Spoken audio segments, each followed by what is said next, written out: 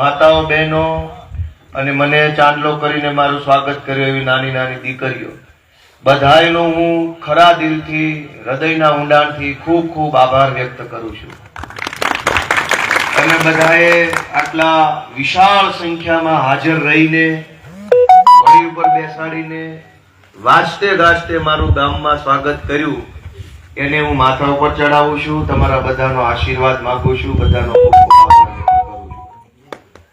મને મારી બાએ એવું શીખવાડેલું, મારા મમ્મીએ, કે આપણું કુટુંબ હોય કે આપણું ગામ હોય કે આપણો સમાજ હોય કે જનતા હોય, જ્યારે તમને માથે બેહાડે, ખભે બેહાડે, ઘોડીએ બેહાડે, ત્યારે તમારે હકીકતમાં એના પગમાં બેહવાનું હોય છે. એનો અર્થ એ નીકળે છે કે સમાજ તમને ખભે બેહાડે ત્યારે તમારી માનસિકતા સમાજના ચરણોમાં બેસવાની હોવી જોઈએ.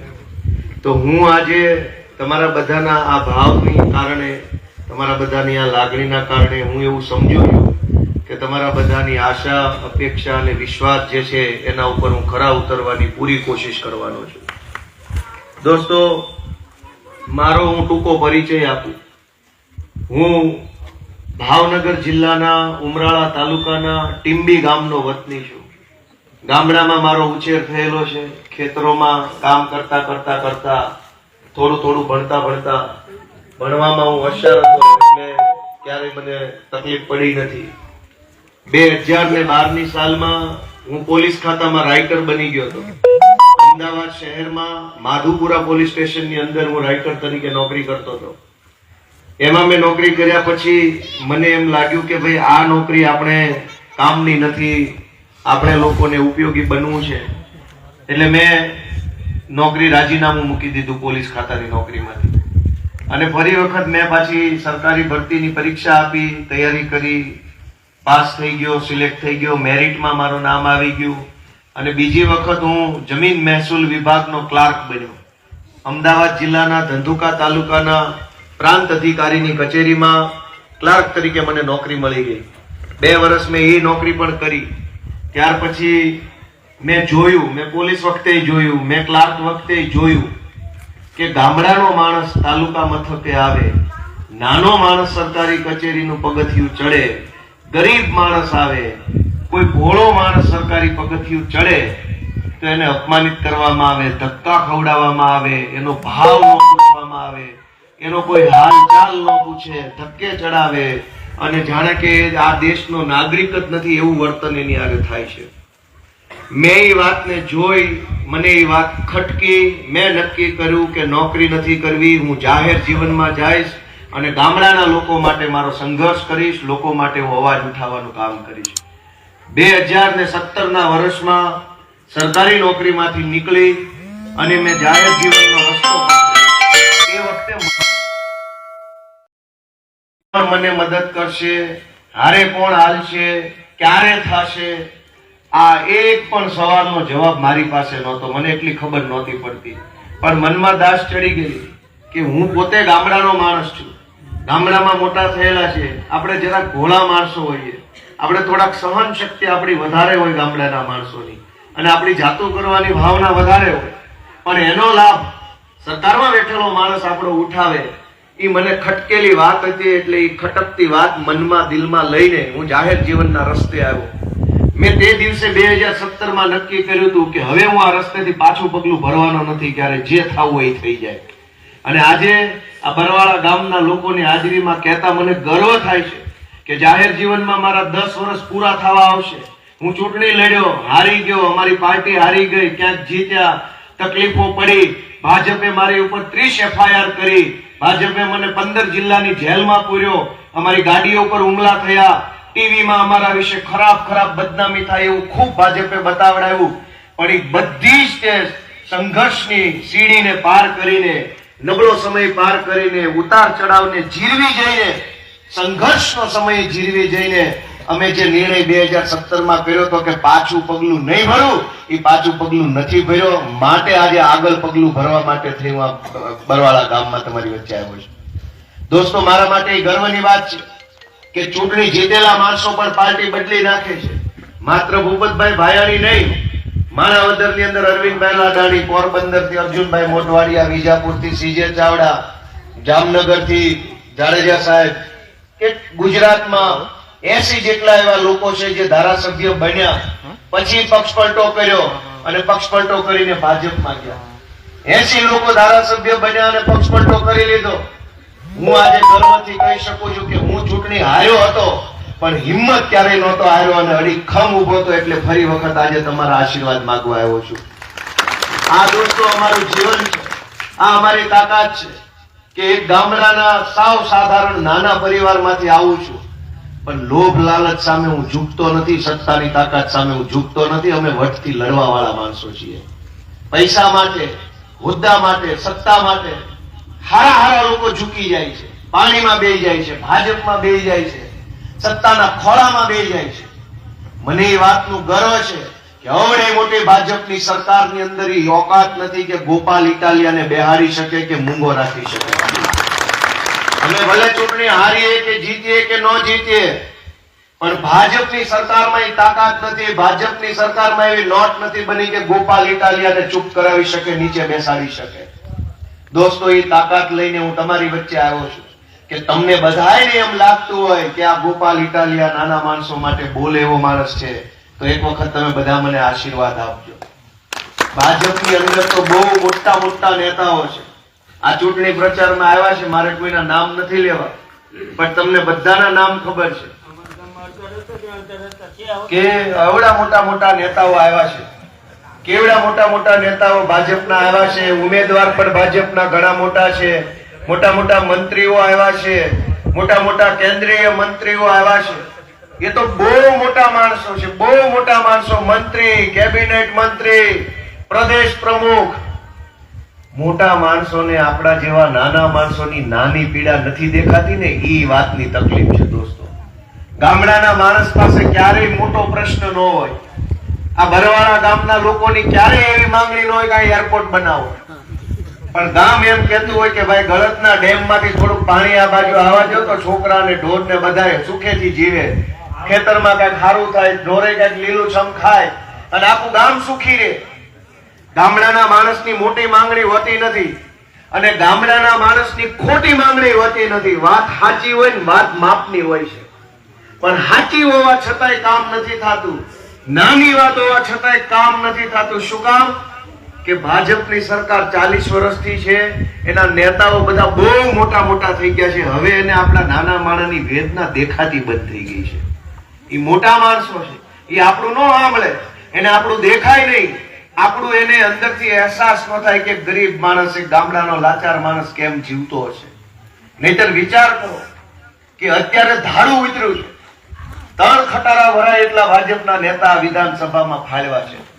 40 નેતાઓ, જેમાં કેન્દ્રના મંત્રીઓ છે, ગુજરાતના કેબિનેટ મંત્રીઓ, ગુજરાતના રાજ્ય કક્ષાના મંત્રીઓ, ગુજરાતના ભાજપ પાર્ટીના મોટા હોદ્દાવાળા, ભાજપના કેટલાય ધારાસભ્યો, 40 જણાને આ વિસાવદર વિધાનસભામાં ભાજપે મોટા મોટા કદાવર નેતાઓને ઉતાર્યા છે કે આ ગોપાલ ઇટાલિયાને હરાવો.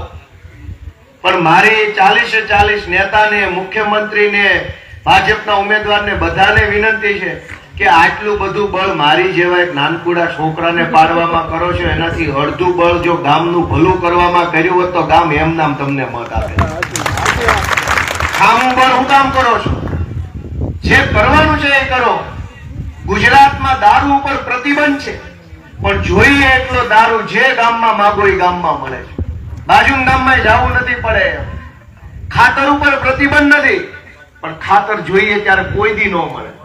દર ચોમાસે, દર વાવણી ટાણે ખેડૂત લાચાર હોય, ખાતર માટે લાચાર. આવ્યું કે ન આવ્યું, આવ્યું કે ન આવ્યું, ખટારો આવ્યો કે ન આવ્યો. ખટારો આવે તેમાં ભાજપના માણસો, માથા ભારે માણસો, સેટિંગ વાળા માણસો હોય, એનું નોખું રખાઈ જાય, પછી વધેલું હેઠું જૂઠું આપણા હાથમાં આવે. સાચું હોય તો કયો, ન હોય ના વાળી દો. 3 થેલી ડીએપી ની જરૂર હોય તો કે 1 જ મળશે, અને દારૂની કોથળીઓ જોઈએ એટલી મળે. એમાં કોઈ દી એમ ન કે 1 જ કોથળી આપું, 2 નહીં આપું. કઈ હદની પરિસ્થિતિ છે દોસ્તો, એ વિચારવાનો સમય આપણે બધા પાસે આવ્યો છે. હું તમને એટલું કહેવા આવ્યો છું કે હું માણસ નાનો છું, તમારી જેવો માણસ છું, ગામડાનો માણસ છું, દેશી માણસ છું.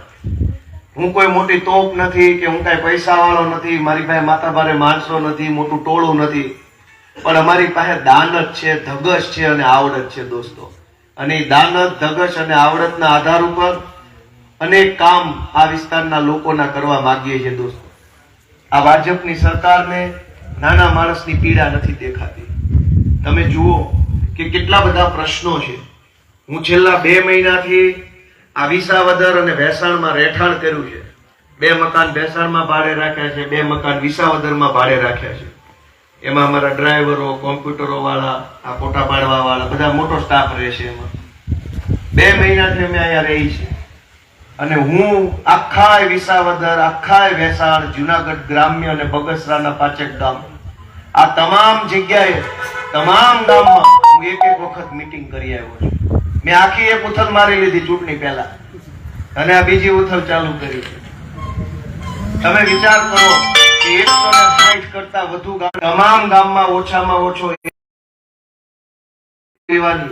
વળી નવા ગામમાં જવાનું, આવી રીતે 160 ગામમાં જવાનું થાય તો એ વેઠ ઉતારીને જઈ શકાય કે દાનત હોય તો જઈ શકાય? કયો મને બધા. હું 2 મહિના આખો ઉનાળો મેં ગામડાના લોકોને મળવામાં કાઢ્યો. ગામડે ગામડે જઈને વેદનાની ડાયરીમાં મેં બધી વાત લખી. ગામડે ગામડે કોની શું રજૂઆત છે, કોનો શું પ્રશ્ન છે, બધું મેં લખ્યું. મેં પ્રશ્નને જાણવાની કોશિશ કરી, સમજવાની કોશિશ કરી. વચ્ચે વચ્ચે જેમ મને સમય મળ્યો, ખાતરનો પ્રશ્ન હતો તો ખાતરનો પ્રશ્ન ઉઠાવ્યો. ઇકોઝોનની બાબતે અમારા પ્રવીણભાઈ રામના નેતૃત્વમાં અમે ઇકોઝોનનો પ્રશ્ન ઉઠાવ્યો. જ્યારે જ્યારે જેમ જેમ જરૂર પડી એમ એમ અમે પ્રશ્ન ઉઠાવવાનું કામ કર્યું. વિધાનસભામાં જ્યારે આપણે કોઈ માણસને ધારાસભ્ય બનાવીને મોકલીએ ત્યારે એનું કામ શું છે? આપણે એ મુદ્દો સૌથી મહત્વનો કે અહીંથી જે માણસ ન્યા જાય છે એનું કામ છે આપણા વતી ન્યા જઈને બોલવાનું. એ બરવાળાની બજારથી લઈ અને વિધાનસભાના ચોક સુધી જઈ ખોખારો ખાઈને નાભીમાંથી અવાજ કાઢીને બોલવાનું કામ ધારાસભ્યનું હોય. પણ ભાજપમાંથી ચૂંટાયેલા ધારાસભ્યો ક્યારેય બોલે છે? ઇકોઝોનનો પ્રશ્ન ભેસાણના અને જૂના વિસાવદરના અનેક ગામડામાં આવ્યો. વિધાનસભામાં 160 ભાજપના ધારાસભ્યો છે, પણ એકેય માણસ મોઢું ન ખોલ્યું, મૂંગા રહ્યા. આ પંથકના અનેક ગામડામાં સૌની યોજનાનું પાણી નથી આવતું, પણ વિધાનસભામાં 160 ધારાસભ્યો છે, એક પણ શબ્દ બોલ્યા નહીં. આ પંથકની અંદર ગયા વર્ષે ટેકાના ભાવના ખરીદી કેન્દ્રોમાં ખાતા દીઠ રૂપિયા ઉઘરાવી લેવામાં આવ્યા, ખાંડી દીઠ પૈસા ઉઘરાવ્યા, કોથળો ઠપકારવાના પૈસા પડાવી લીધા, પણ વિધાનસભામાં એકેય ધારાસભ્ય મોઢું ખોલ્યું નહીં, બધા મૂંગા બેઠા હતા. આ પંથકની અંદર ગયા વર્ષે દિવાળી ઉપર માવઠું આવ્યું, પાથરા તણાઈ ગયા અનેક ખેડૂતોના. આ પંથકમાં આ વર્ષે આ ઉનાળે માવઠું આવ્યું. આ વર્ષે પણ તલમાં, મગમાં, અડદમાં અનેક ગણું નુકસાન ગયું, પણ વિધાનસભામાં બેઠેલા 160 ભાજપના ધારાસભ્યો મૂંગા બેઠા છે, ધૂતરાષ્ટ્રની જેમ આંધળા બનીને બેઠા છે. આ પંથકનો કોઈ પણ પ્રશ્ન હોય, અનેક જગ્યાએ સહકારી મંડળીની અંદર ખેડૂતોના નામે બોગસ ધિરાણ મેળવી અને ખેડૂતોને દેવામાં ડૂબાડી દેવાનું કામ ભાજપના લોકોએ કર્યું, પણ વિધાનસભામાં 160 ધારાસભ્ય પૈકી એકેય મરદ માણસ મોઢું ન ખોલ્યું, બધા મૂંગા બેઠા છે. આ પંથકમાં નવી જમીન માપણી આવી અને નવી જમીન માપણીના કારણે ખેડૂતોના હાથબારની અંદર અનેક પ્રકારના ફેરફારો થયા. કોકનું માપ ઘટી ગયું, કોકનું વધી ગયું, કોકનું ખેતર કોકમાં, કોકનું ખેતર આ બાજુ. થયું કે ન થયું? ખેડૂતો આખી થેલી ભરીને કાગળિયા લઈને પ્રાંતમાં, ડીઆઈએલઆરમાં, મામલતદારમાં ધક્કા ખાય છે, પણ વિધાનસભામાં 160 ધારાસભ્યમાંથી એકેય માણસ એક શબ્દ નવી જમીન માપણી વિશે બોલવા તૈયાર નથી. ભાજપે એવો વાયદો કર્યો હતો કે ખેડૂતોની આવક ડબલ કરવામાં આવશે. આવક તો ડબલ થઈ કે ન થઈ, પણ ખર્ચા ડબલ થઈ ગયા. ખાતરના ભાવ ડબલ, દવાના ડબલ, મજૂરી ડબલ, ભ્રષ્ટાચારના રૂપિયા ડબલ. પહેલા જે કામ 1500 માં થતું હતું આજે 2000 માં થવા માંડ્યું. તોય વિધાનસભામાં બેઠેલા ભાજપનો એક પણ ધારાસભ્ય એક શબ્દ બોલવા તૈયાર નથી. ગમે એટલું દુઃખ આવે, ગમે એટલી પીડા આવે, ગમે એટલી આફત આવે, આપણે જીરવી જવાની, આપણે સહન કરવાનું. ભાજપ વાળો એકેય શબ્દ ક્યારેય બોલવાનો નથી.